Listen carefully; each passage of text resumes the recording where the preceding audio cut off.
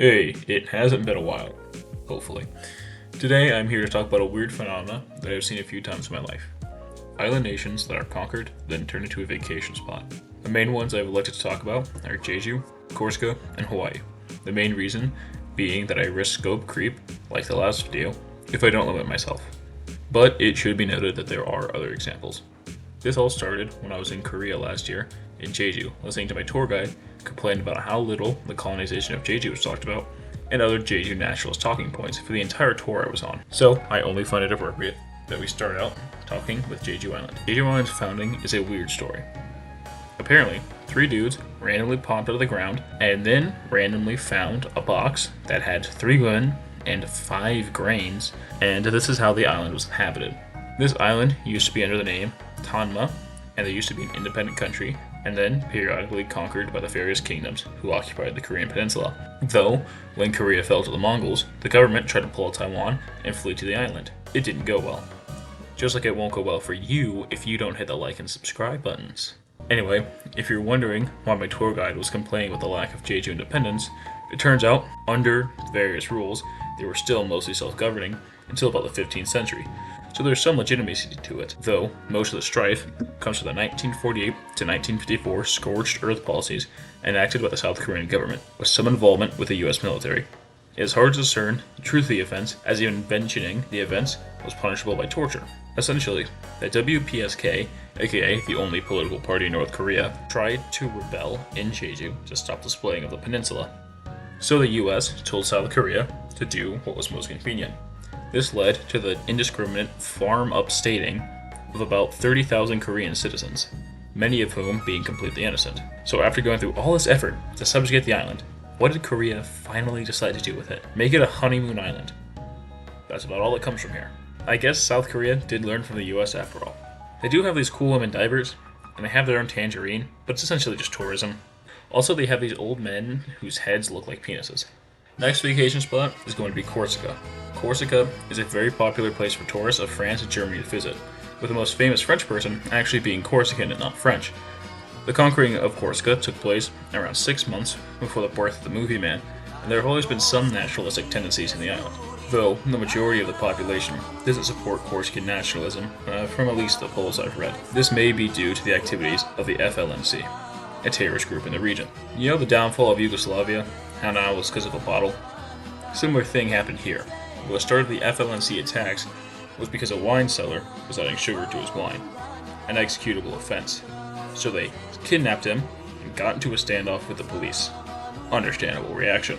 It is best to think of them like the second IRA, especially because they were both being funded by Libya. These guys were no joke, carrying out hundreds of bombings a year in Corsica and occasionally bombing mainland France. They also had beef with a jihadist organization, which doesn't really make sense given that the Corsican flag is literally just flexing that the Reconquista of Corsica was successful.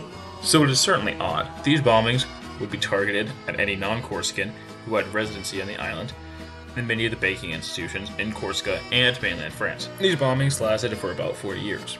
It seems like they may be making a comeback though, with the murder of one of their arrested guys, re-sparking the nationalist movement. So you may be hearing about these guys, or some of their splinter groups. Fun-ish fact, one of those attacks I showed was actually from last year. Yes, this country did become a tourist location, but the push for independence here is much stronger than in Jeju. Though I do wonder why. Their entire economy is completely reliant on tourists, and the only slight industry on the island being tanning and agriculture. It may just seem like a weird opinion for me, but as someone who has just spent 4 months researching island nations who don't have tourism, but have a slight agricultural industry, does not go well. This nationalist push could be from the constant decrease in population, but it could also just be standard nationalists being nationalists. Finally is Hawaii. Weird that's almost over already compared to my other videos. Now, for my American audience, we don't really have to guess where this one comes from, but for those who are unaware, Hawaii was at one point in time a kingdom that the US saw and yoinked during their colonial era. The modern day independence movement strength is very hard to gauge, as the research would oftentimes talk about these massive protests, but when you go to the images, it was like 8 dudes. Also, one of the bigger asks in their nationalist bid is to restore the monarchy. I don't know if you were ever awake in history class, that would fucking suck for anybody who isn't a noble, which means they're asking for self-determination, but not their own self-determination. They are asking to cede their rights to vote.